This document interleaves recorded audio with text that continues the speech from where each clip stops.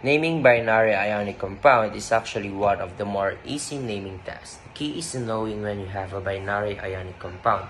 And to do that, we're going to look at the periodic table and find both of the elements. So let's try CaCl2. So on the periodic table, we find Ca and then we find Cl. We can see that Ca is a metal and Cl is a non-metal.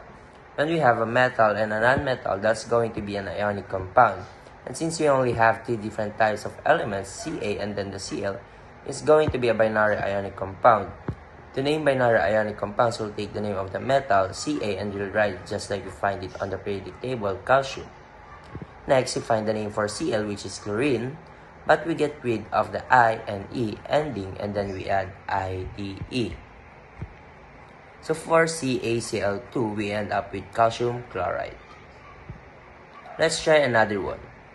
So we look up Al on the periodic table, aluminum, it's a metal, and then N, nitrogen, that's a non-metal.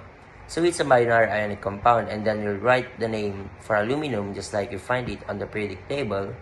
And next, we write the name for nitrogen, but we get rid of the ending here, and then we add IDE. So we end up with aluminum nitride. Let's do one more. So for AlCl3, we look up Al, we actually already know that's aluminum, and then we write the name for Cl, but we get rid of the I and E and write IDE. We end up with aluminum chloride. So to name these binary ionic compounds, we're writing the metal as it is on the periodic table, and then for the non-metal, we write it out, but we change the ending to IDE.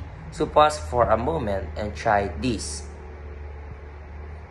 For Na2O, that's sodium oxide.